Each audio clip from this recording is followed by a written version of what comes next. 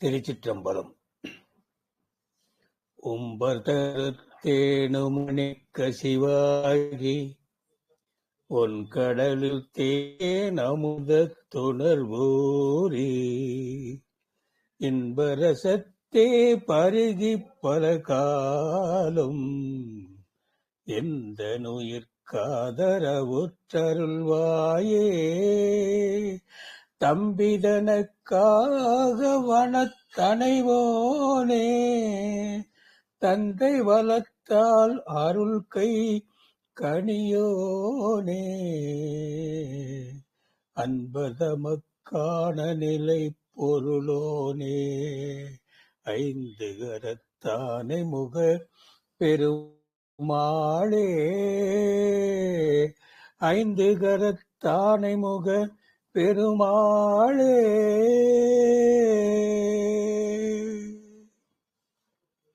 விநாயகப் பெருமான் திருப்பாதம் பணிவோம். மனதே நினைவாய் குருபாதம் மனதே சொல்வாய் குரு நாமம் மனதே கேட்பாய் குருவார்த்தை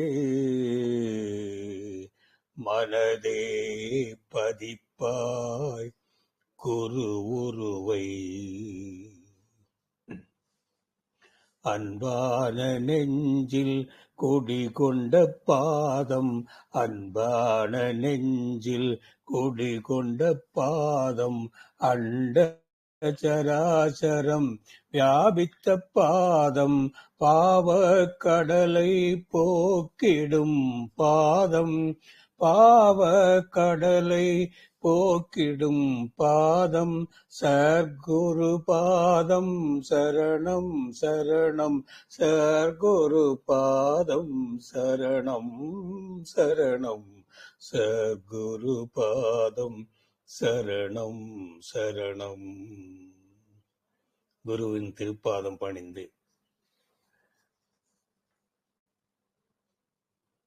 மூவிரு முகங்கள் போற்றி முகம் பொழி கருணை போற்றி ஏவரும் துதிக்க நின்ற ஈராறு தோள் போற்றி காஞ்சி மாவடி வைகும் செவ்வேல் மலரடி போற்றி அன்னான் சேவலும் மயிலும் போற்றி திருக்கை வேல் போற்றி போற்றி என்று வெற்றிவேல் முருகனுடைய திருப்பாதம் பணிகின்றோம். மெய்யன்பர்களே, மெய்ப்பொருள் ஆன்மீக மைய அனைத்து நிர்வாகத்தினருக்கும் இந்த நிகழ்ச்சியை கேட்டுக்கொண்டிருக்கின்ற மெய்ப்பொருள் அன்பர்களுக்கும் எனது அன்பான வணக்கத்தையும் நன்றியையும் தெரிவித்துக் கொள்ளுகின்றேன். மெய்ப்பொருள் என்பதை சென்ற 2 வாரங்களிலே பார்த்தோம். இந்த மெய்ப்பொருள் என்பது அனுபவித்து அறியக்கூடியது, அறிவிக்க அறிய இயலாதது என்பதை முதலில் உங்களுக்கு பணிவோடு தெரிவித்துக் கொள்ள ஆசைப்படுகின்றேன். 2வது பாடல் கந்தர் அனுபூதியில் எல்லாம் அற என்னை இழந்த நலம் சொல்லாய் முருகா சுரபூபதியே என்று அருணகிரி பெருமான் ஆறுமுகனை பார்த்து உபதேசம் வேண்டினார். அதோடு நாம் சென்ற வாரத்திலே சிந்தனையை செம்மையாக்கினோம். கந்தர் அனுபூதியில் அவர் கேட்ட அந்த உபதேசத்தை பெற்ற அருணகிரி பெருமான் தனது அனுபவத்தை அலங்காரத்தில் கூறுகின்றார். கந்தர் அலங்காரத்தில் கேள்வி கந்தர் அனுபூதியில், பதில் கந்தர் அலங்காரத்தில். அதை இதோ உங்கள் முன் வைக்கிறேன். சொல்லுக்கு இல்லை, சொல்லுகைக்கு இல்லை என்றெல்லாம் இழந்து சும்மா இருக்கும் எல்லையிற் செல்ல என்னை விட்டவா என்று பார்த்தோம். திரும்ப சொல்லுகின்றேன். ஏனென்றால் மெய்ப்பொருள் உணர்வுக்கு உண்மையான விளக்கங்கள் இவை. சொல்லுகைக்கு இல்லை, என்று எல்லாம் இழந்து சும்மா இருக்கும் எல்லையிற் செல்ல என்னை விட்டவா. சும்மா இருக்கும் எல்லை என்ன என்பதுதான் இப்போது நாம் அறிந்து கொள்ளக்கூடிய பொருள். 3 வகையிலே அந்த எல்லையை நாம் சென்ற வாரத்தில் பார்த்தோம். அதை சுருக்கமாக உங்கள் முன்வைக்கு கடமைப்பட்டவர். இந்த உடல், மனித உடல் தெய்வத்தன்மை மிக்கது. சொல்லப்போனால் அதைவிட தெய்வத்தன்மையை விட மேலோங்கியது என்பதை மெய்ப்பொருள் அன்பர்கள் கண்டிப்பாக உணர வேண்டும். ஆண்டவன் பேரறிவாளன். இந்த மெய் என்று சொல்லக்கூடிய உடம்பு, மனித உடம்பு சிற்றறிவு. இந்த சிற்றறிவை கொண்டு பேரறிவிலே இணையக்கூடிய ஒரு தன்மை இந்த உடலுக்கு உண்டு என்பதை ஆன்மீக அன்பர்கள் உணர வேண்டும். ஆக எப்படி மெய்ப்பொருள் உணர்வை அறியலாம் என்பதற்கு வழிமுறை 3 வழிமுறைகளை நாம் பார்த்தோம்.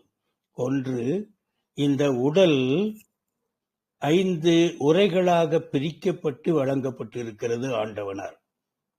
அதை நம் பெரியோர்கள் அழகாக சொல்லி இருக்கின்றார்கள். அதை சுருக்கமாக சொல்லுகின்றேன். 5 கோஷங்கள் என்று சொல்லுவார்கள். அன்னமய கோஷம், பிராணமய கோஷம், மனோமய கோஷம், விஞ்ஞானமய கோஷம், ஆனந்தமய கோஷம். இந்த ஆனந்தமய கோஷம்தான் சும்மா இருக்கும் எல்லைக்கு நம்மை அழைத்து செல்லக்கூடிய கோஷம். இதையெல்லாம் அறிய நாம் ஒரு குரு வைக்க வேண்டும். அந்த குரு இல்லாத நிலைதான் நம்மளுடைய பேரிழப்பு என்பதை நான் இங்கு சொல்ல கடமைப்பட்டவர். இரண்டாவதாக, பதஞ்சலி முனிவர் அவர்கள் அழகிய அட்டாங்க யோகம். 8 அங்கங்களை கொண்ட அந்த யோகத்திலே கடைசியான சமாதி என்ற ஆதி நிலையோடு இணைகின்ற சமாதி. சமாதி என்பது நாம் இறப்பவர்களை புதைக்கும் இடமல்ல. சமம் பிளஸ் ஆதி, ஆதியான பரம்பொருளுடன் நாம் இணைக்கும் உணர்வு. அதிலே 8 அங்கங்கள் இருக்கின்றன. ஏமம், நியமம், ஆசனம், பிராணாயாமம், பிரத்யாகாரம், தாரணை, தியானம், சமாதி. தியானத்திலே பக்தி முத்தின் போது சமாதி நிலையை ஆண்டவன் தானாக நமக்கு அருளுவான் என்பதை நாம் இங்கே புரிந்து கொள்ள வேண்டும். பக்தி முத்தினால் ஆண்டவன் தானாகவே நமது உள்ளத்தில் உணர்வினை ஏற்படுத்தி உணர வைப்பார் என்பதை நாம் நன்றாக புரிந்து கொள்ள வேண்டும். அடுத்தது, வேதாத்ரி மகரிஷி அருளிய இறை விஞ்ஞானம்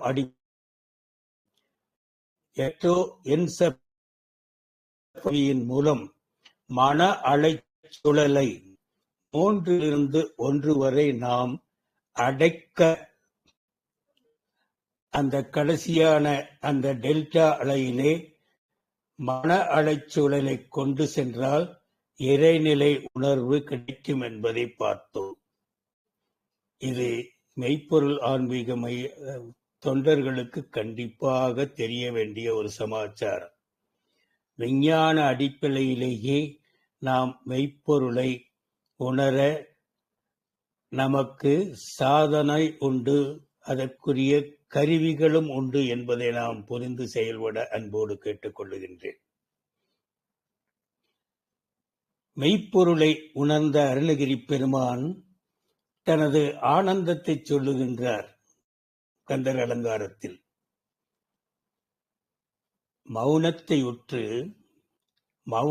உற்று நின்னை உணர்ந்து உணர்ந்து, மௌனத்தை உற்று உன்னை நினைந்து உணர்ந்து எல்லாம் ஒடுங்கிய நிர்குணம் பூண்டு என்னை மறந்திருந்தேன், இறந்தே விட்டது இவ்வுடம்பு. மெய்யன்பர்கள் புரிந்து கொள்ளக்கூடிய ஒரு பெரிய ஆன்மீக உணர்வு. இறந்தே விட்டது இவ்வுடம்பு இதைத்தான் பெரியவர்கள் இருந்தும் இரவா நிலை என்று சொல்வார்கள். ஆக நாம் தெரிந்து கொள்ள வேண்டியது மன அடக்கம், மனம் ஒடுங்குதல். மனம், வாக்கு, காயம் என்ற மூன்றில் காயத்தை இருத்தி வைத்துக் கொள்ளலாம். உடம்பை ஒரு நிலையிலே ஆசனத்தில் அமர்த்திக் கொள்ளலாம். வாக்கு என்பது சொல்லற உட்கார்ந்து நிம்மதியாக உட்கார்ந்து கொள்ளலாம். ஆனால் மனம் என்பது அடக்க முடியாத ஒரு செயல் என்பதை நாம் கண்டிப்பாக உணர்ந்த வேண்டும். துணி வெளுக்க சாம்பல் உண்டு, மனம் வெளுக்க சாம்பல் என்ன என்று கூறுவார்கள். ஆக மன அலைச்சுழலை ஒடுக்க நினைத்தால், அடக்க நினைத்தால் கண்டிப்பாக ஆண்டவனை உணர முடியும். ஆக பெரியவர்களே, அருணகிரி பெருமானே சொல்லுகின்றார், சும்மா இரு என்று சொன்னதுமே அம்மா பொருள் ஒன்றும் அறிந்திலனே. அருணகிரி பெருமானுக்கு ஆண்டவன் உணர்த்திய முதல் உபதேசம் சும்மா இரு. சும்மா இரு சொல்றதுமே அம்மா பொருள் ஒன்றும் அறிந்திலனே என்று அவரே புலம்புகின்றார். மெய்ப்பொருள் எளிதில் அறியும் தன்மை என்று நன்றாக புரிந்து கொள்ள வேண்டும். மெய்ப்பொருள் எளிதில் அறியும் தன்மை என்று. நீங்காத உணர்வும் நிலையான தன்மையும் இருந்தாலொழிய மெய்ப்பொருளை நாம் உணர்வது மிக மிக கஷ்டமான ஒரு செயல் என்பதை மெய்ப்பொருள் ஆன்மீக மைய அன்பர்களுக்கு அன்போடு தெரிவித்துக் கொள்ளுகின்றேன். மெய்ப்பொருளை உணர்ந்த அருணகிரி பெருமான் தனது ஆனந்தத்தை சொல்லுகின்றார் பாருங்கள். உரையற்று, உணர்வற்று, உடலற்று, உயிரற்று, உபாயமற்று, கரையற்று, இருளற்று, எனதற்று இருக்கும் அக்காட்சியதே. மெய்ப்பொருள் அன்பர்களே, உங்களுடைய உள்ளத்திலே இருக்க வேண்டிய இந்த வார்த்தைகள் உரையற்று, உணர்வற்று, உடலற்று, உயிரற்று, உபாயமற்று, கரையற்று, இருளற்று, எனதற்று இருக்கும் அக்காட்சியதே என்று கூறுகின்றார். ஆக எல்லா மர தன்னை இழந்த அந்த நலம் இந்த காட்சி என்பதை நாம் உணர வேண்டும். எல்லா மர தன்னை இழந்த நலம் சொல்லாய் முருகா சுரபூபதியே என்று சொன்னார் அல்லவா, கேட்டார் அல்லவா. அதற்கு பொருள் அக்காட்சியதே என்று சொல்லுகின்றார். ஆக மெய்யன்பர்கள் இதை உணர்ந்து மெய்ப்பொருளை அணுக அன்போடு கேட்டுக்கொள்ளுகின்றேன்.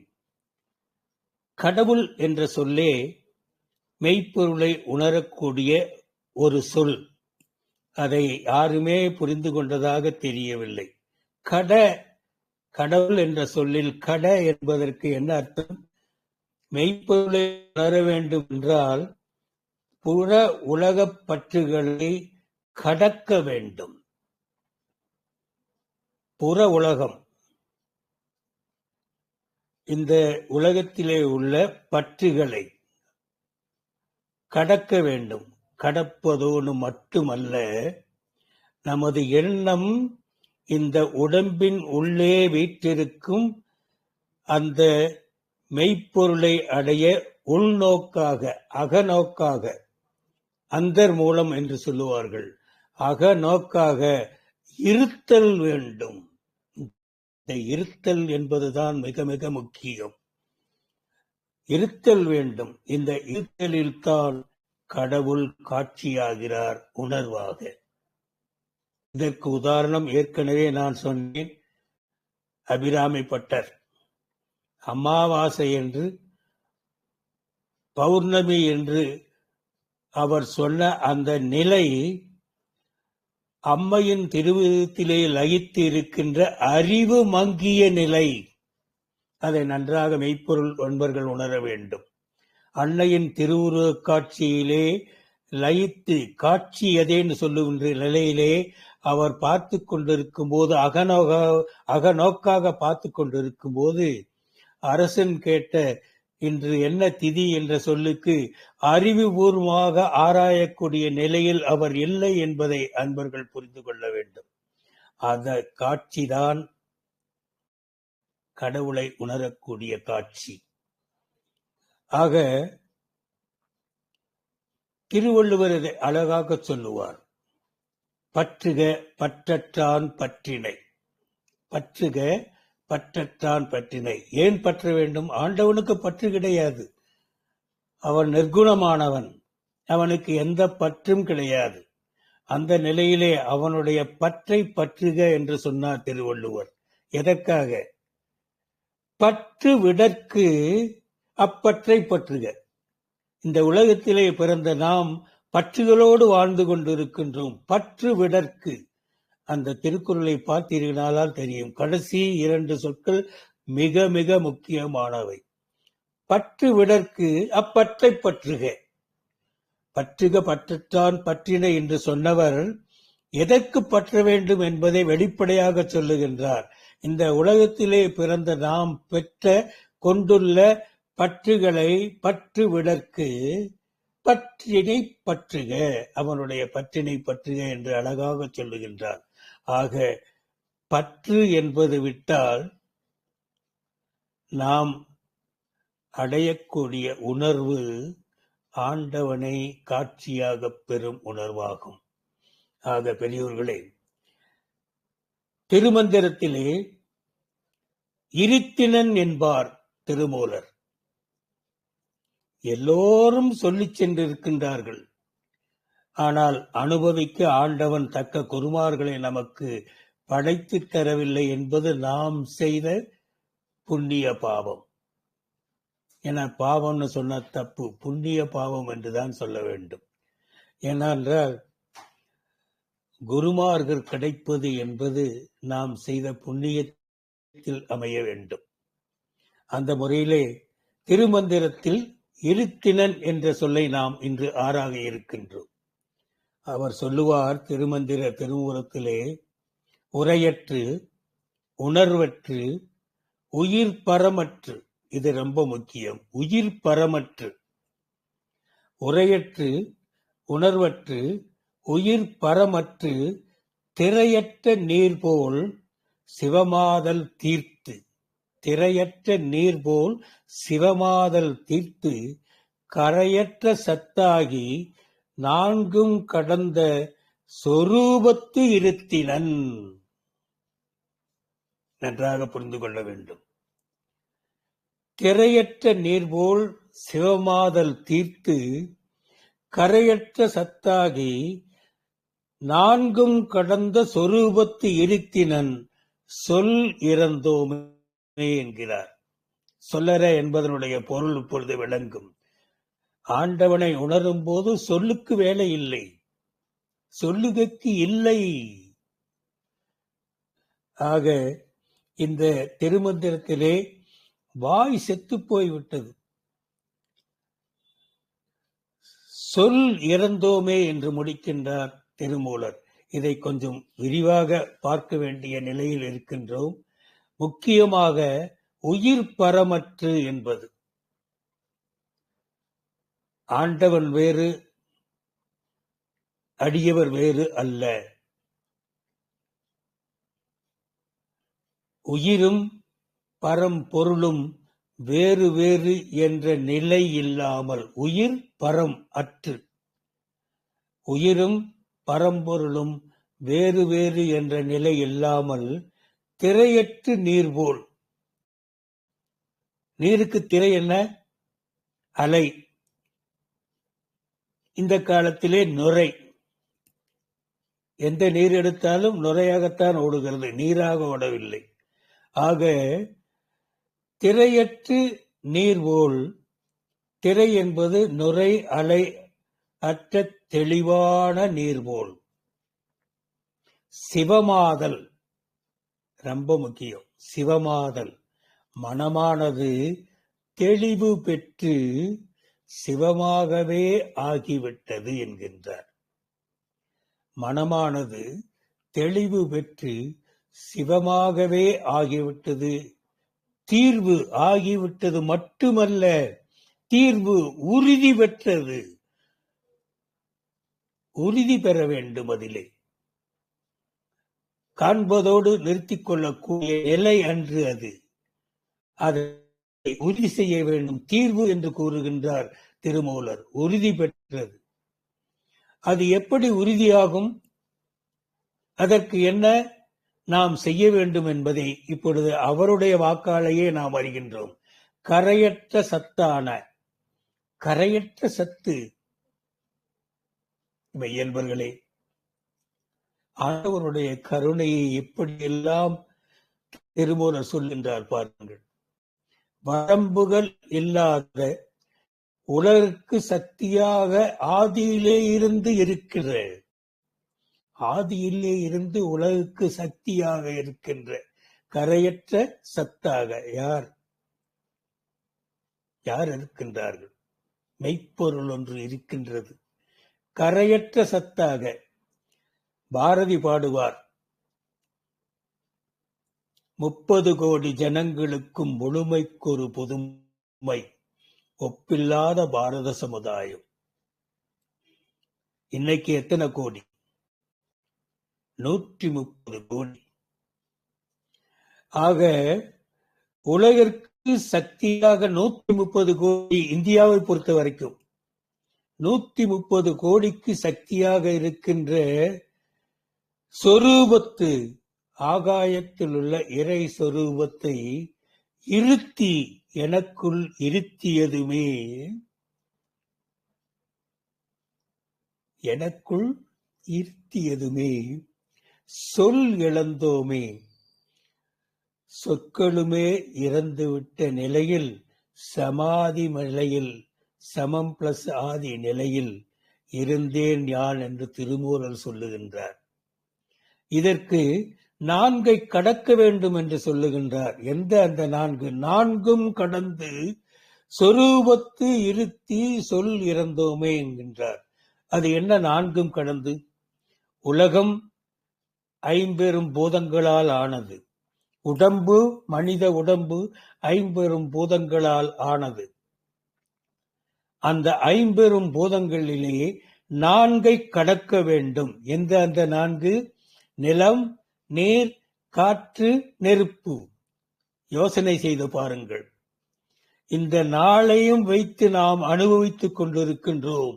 இந்த 4ஐயும் விட்டு கடந்து செல்ல வேண்டும். எங்கே? சொரூபத்து, ஆகாயத்துள்ள இறை சொரூபத்தை இருத்தி, எனக்குள் இருத்தியதுமே சொல் இறந்தோமே, சொற்களுமே இறந்துவிட்ட நிலையில் சமாதியானேன். அந்த ஆதியான மெய்ப்பொருளுடன் சமமான உணர்ந்தேன் என்பதை திருமூலர் அழகாக சொல்லுகின்றார். அந்த நிலைதான் நலம் பயிலும் நிலை, நலம் கிடைக்கும் நிலை. ஆக அருணகிரி பெருமான் சொன்ன அந்த நிலையை திருமூலர் நமக்கு அருளியதை இங்கு நாம் பார்க்கின்றோம். கந்தர் அனுபூதியின் 2வது பாடலுக்கு இதுவரையிலே பொருள் கண்டோம். பொருள் இல்லாது எதையுமே கடந்து சொல்ல முடியாது. கடந்து செல்வதும் அபத்தமான ஒரு காரியம். ஆக கந்தர் அனுபூதியின் 2வது பாடலை முடித்துவிட்டு 3வது பாடலுக்கு உங்களை அழைத்து செல்லுகின்றேன். சும்மா இரு சொல்லற என்றதுமே அம்மா பொருளொன்றும் அறிந்திலனே என்றார். என்ன பொருள் அது? ஏது பொருள்? பாடல் 3லே சொல்லுகின்றார். வானோ புனல் பார் கனல் மருதமோ, வானோ புனல் பார் கனல் மருதமோ, ஞானோதயமோ நவில் நான் மறையோ, யானோ மனமோ எனையாண்ட இடம்தானோ, பொருளாவது சண்முகமே. மெய்யன்பர்கள் புரிந்து கொள்ள வேண்டியது பொருளாவது சண்முகமே என்று கூறுகின்றார். இதை கேள்வியாக கேட்கின்றார் அருணகிரி பெருமான். வானோ அது வானமோ, ஆகாயமோ, புனலோ நீரோ, பார் நிலமோ, கனல் நெருப்போ, மருதமோ, தென்றல் காற்றோ, ஞானோதயமோ, ஞானம் தோன்றும் நிலைதானோ, நவில் சொல்லப்படுகின்ற நான்மறையோ, 4 வேதங்களோ, யானோ யான் என்று கூறுகின்றேனே அதுவா, இல்லை மனமோ மனம் எனப்படுவதோ, எனையாண்ட இடம் தானோ, என்னை ஆட்கொண்ட இடமான திருவண்ணாமலையோ,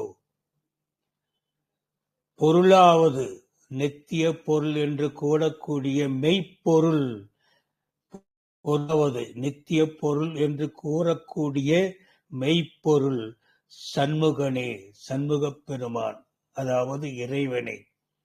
இங்க சண்முகனே என்று நிறுத்துவது அவர் மெய்ப்பொருளை சண்முகன் மூலமாக கண்டதினால் சொல்லப்பட்டது. ஆனால் பெரியவர்கள் சொல்லுவார்கள், முருகன் என்பது ஞானத்துக்கு உரிய மறு உரு முருகன். பழம் நீ, நான் வசித்துக் கொண்டிருக்கின்ற பழனி தத்துவமும் அதில் அடங்கும். ஆக சண்முகனே என்று முடிக்கின்றார். வானோ புனல் பார் கனல் மாருதமோ, ஞானோதயமோ, நவில் நாள் மறையோ, யானோ மனமோ, எனையாண்ட இடம் தானோ, பொருளாவது சண்முகமே. எனை ஆண்ட இடம் தானோ என்று சொல்லுகின்றார். இது நோக்கக்கூடிய ஒரு பொருள்.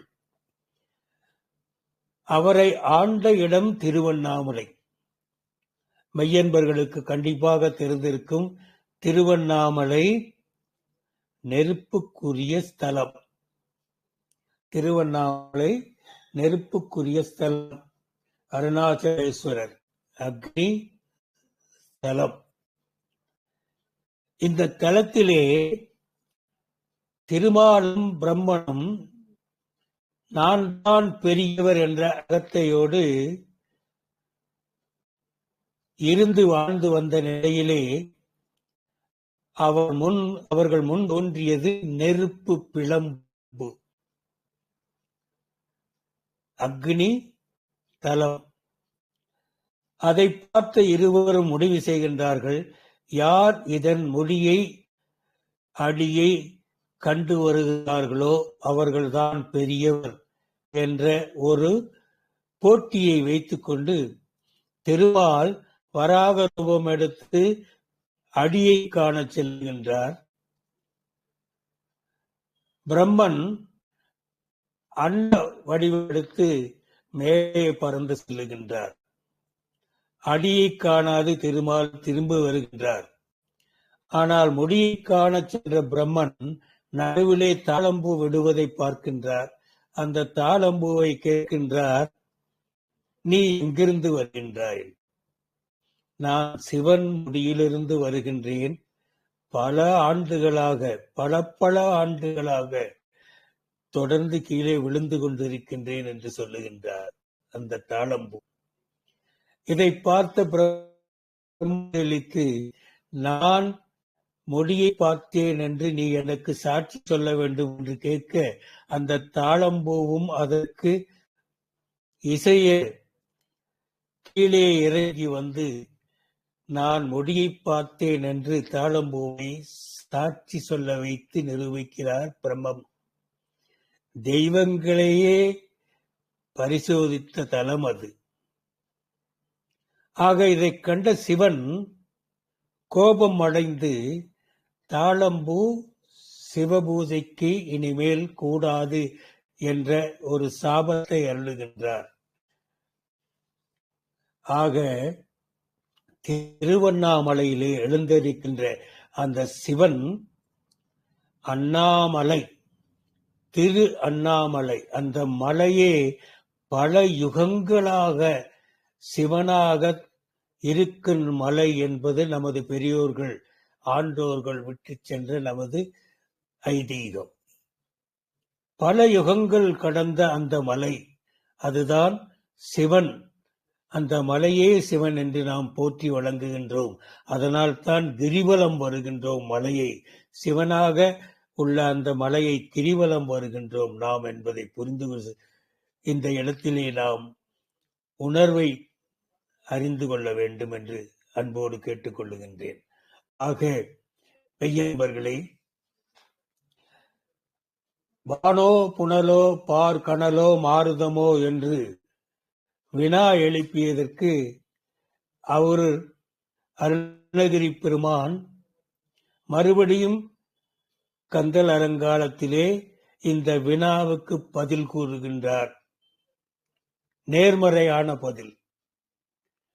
பொருள் என்பது என்ன?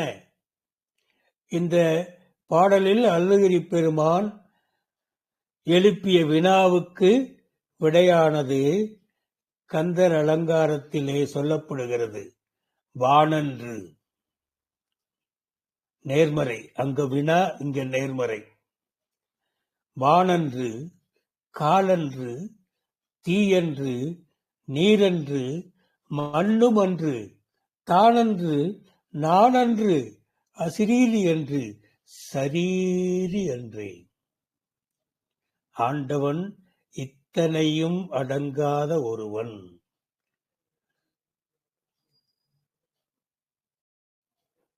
வானன்று, காலன்று, தீயன்று, நீரன்று, மண்ணுமன்று, தானன்று, நானன்று, அசரீரி அன்று, சரீரி அன்றே. ஆக ஆறுமுகப் பெருமான் உபதேசித்தது இன்னது என்று சுட்டி கூற முடியாதது என்பதை நாம் புணர்ந்து கொள்ள வேண்டும். ஆக ஆறுமுகப் பெருமான் உபதேசித்தது இன்னது என்று சுட்டி கூற முடியாதது, அனுபவிப்பதுதான் முடியுமோ ஒழிய அதை இன்னது என்று சுட்டி கூற முடியாதது என்பதை மெய்ப்பொருள் அன்பர்கள் உணர வேண்டும். அனுபூதியில் பின்னரும் அவர் தெரிவிப்பார். செவ்வான் உருவில் திகழ் வேளவன். இங்கேயே செவ்வான் உருவில் என்று சொல்லிவிட்டார். அங்கு திருமூலர் என்ன சொன்னார்? நன்றாக இதை புரிந்து கொள்ள வேண்டும். திருமூலர் சொன்னது நான்கு கடந்த சொரூபத்து இருத்தினன். சொரூபத்து இருத்தினன் எங்கே? சொரூபம் எங்கே இருக்கிறது? ஆகாயத்தில் உள்ள இறை சொரூபத்தில் எனக்குள் இருத்தினன் என்று திருமூலர் அங்கு சொல்லுகின்றார். இங்கே அருணகிரி பெருமான் சொல்லுகின்றார், செவ்வான் உருவில் திகழ் வேலவன் அன்று ஒவ்வாதென உணர்வித்த அதுதான். செவ்வான் உருவில் திகழ் வேலவன் அன்று ஒவ்வாததென உணர்வித்த அதுதான். அவ்வாறு அறிவார் அறிகின்றதனால் எவ்வாறு ஒருவர்க்கு இசைவிப்பதே. அனுபவிக்கிறோம், ஆனால் சொல்ல முடியாது. அவ்வாறு அறிவார் அறிகின்றதனால் எவ்வாறு ஒருவர்க்கு இசைவிப்பதே. நன்றாக புரிந்து கொள்ளக்கூடிய விஷயம். மெய்ப்பொருள் என்பது ஒவ்வாதது என உணர்வித்த அதுதான். ஒப்பாகாதது, எதற்குமே ஒப்பாகாதது, தனி, ஏகன், வியாபி. ஆக அவனை அறிய முடியும். அவ்வாறு அறிவார் அறிகின்றதனால் ஒருவர் அவனை அவ்வாறு அறிய முடியும். அவ்வாறு அறிந்ததை எவ்வாறு ஒருவருக்கு இசைவிப்பது? ஒருவருக்கும் சொல்ல முடியாதது, அனுபவிக்க கூடியதுதான் மெய்ப்பொருள் உணர்வே ஒழிய அறிவிக்க கூடியது அல்ல. நன்றாக மெய்ப்பொருள் அன்பர்கள் தெரிந்து கொள்ள வேண்டும். ஆக ஞானம் என்பது அவரவர் அனுபவத்திலே அடையக்கூடிய ஒன்று. நான் வாழ்கின்ற பழனியினுடைய தத்துவமே ஞானப்பழம் என்று முருகப்பெருமான் அழைப்பதனால் உண்டான நிலையை நாம் இப்பொழுது சிறிது பார்க்க இருக்கின்றோம். பழம் ஒன்று கிடைத்தது நாரதருக்கு. அதை சிவனிடம் அளித்தார். சிவன் நமக்கு எதற்கு இந்த பழம் என்று நம் பிள்ளைகளுக்கு இதை பெற தகுதியுண்டா என்ற ஒரு போட்டியை வைத்தார். நன்றாக புரிந்து கொள்ள வேண்டும் மெய்ப்பொருள் அன்பர்கள். பழம் என்பது ஞானத்துக்கு உருவகமாகப்பட்டது. 4 படிகளை ஞானத்திற்கு நாம் அடைய வேண்டும். சரியை, கிரியை, யோகம், ஞானம். இதை தமிழிலே சொல்வார்கள் அரும்பு, பூ, காய், கனி. கனி என்பதுதான் ஞானம். அந்த கனியை தான் நாரதர் சிவனுக்கு அளித்தார்கள். ஞானம் என்ற கனி. அதை பெற ஆணைமுகனுக்கும் ஆறுமுகனுக்கும் தகுதியுண்டா என்பதை ஆண்டவன் சோதனை வைத்தான். இது பழனி தத்துவம். நன்றாக புரிந்து கொள்ள வேண்டும். ஆணைமுகன் அன்னையும் ஆண்டவனும் உட்கார்ந்திருக்கிற இடத்தை சுத்தி வந்தான். ஞானப்பழத்தை கொடு என்று கேட்டான். சபை கூறியது கொடுக்கலாம் என்று கொடுத்து விட்டார்கள். ஞானப்பழத்தை ஆணைமுகனுக்கு கொடுத்து விட்டார்கள். ஏனென்றால் ஆணைமுகன் சுத்தி வந்தது அன்னையையும் பிதாவையும். அகிலத்தை சுத்தி வர யார் தகுதியுடையவர்களோ அவர்களுக்கு இந்த பழம் என்ற போட்டியிலே அன்னையும் பிதாவும் முன்னறி தெய்வம் என்ற நிலையிலே ஆணைமுகன் ஐயனையும் அம்மையையும் சுற்றி வந்து சபையோர் ஆமோதித்த நிலையிலே பழத்தை பெற்றுக்கொண்டால் ஞானப்பழம். கைத்தல நிறைகனி அப்பமோட அவில் பொறி. அழகாக சொல்லி சென்றிருக்கார். கைத்தலம் நிறைகனி. அவன் கைத்தலத்திலே உள்ள அந்த கனி நிறைகனி, ஞானக்கனி. ஆறுமுகப் பெருமான் மயிலை வாகனமாக கொண்டு அகிலத்தை சுத்தி வருகின்றார். சுத்தி வந்து நிற்கின்றார். அண்ணனுடைய கையிலே பழம் இருக்கின்றது. கோபம் கொள்ளுகின்றார். கோபம் கொண்டு ஆண்டியாக பழனிமலையிலே வந்து அருள்பாலிக்கின்றார். மெய்ப்பொருள் அன்பர்களே, நன்றாக புரிந்து கொள்ளக்கூடிய 2 தத்துவத்தை பழனி நமக்கு புகட்டுகின்றது. ஒன்று, ஆணைமுகன் அன்னையையும் பிதாவையும் சுற்றி வந்து பழத்தை பெற்றுக் கொண்டாள். ஆக நாம் குழந்தைகளுக்கு சொல்ல வேண்டியது அன்னையும் பிதாவும் முன்னறி தெய்வம். இதில் என்ன தத்துவம்? அனைத்தும் சிவத்துள் அடக்கம். நன்றாக புரிந்து கொள்ளுங்கள். அனைத்தும் சிவத்துள் அடக்கம். ஆறுமுகன் அகிலத்தை சுத்தி வந்தான். அது என்ன தத்துவம்? அனைத்திலும் சிவன் அடக்கம். அனைத்திலும் சிவன் அடக்கம். எல்லா பொருள்களிலும் சிவம் இருக்கின்றது. உங்களுள்ளும் இருக்கின்றான், என்னுள்ளும் இருக்கின்றான். படைக்கப்பட்ட ஜீவராசிகள் அனைத்திலும் சிவன் இருக்கின்றான். அதை ஆறுமுகப் பெருமான் உணர்த்திய தத்துவம். ஆக மெய்ப்பொருள் என்பது என்ன என்பதை உணரக்கூடிய நாம் இந்த 2 தத்துவங்களை நன்றாக உணர்ந்து மக்களுக்கும் குறிப்பாக நம்முடைய குழந்தைகளுக்கும் போதிக்க வேண்டும். அந்த போதனையிலே உங்களுடைய சாதனை செல்ல வேண்டும் என்று கூறி இந்த சிந்தனையை நிறைவு செய்கின்றேன். உருவாய் அருவாய் உளதாய் இளதாய் மறுவாய் மலராய் மணியாய் ஒளியாய் கருவாய் உயிராய் கதியாய் வருவாய் குருவாய் வருவாய் அருள்வாய் குகனே. வெற்றிவேல் முருகனுக்கு அரோகரா.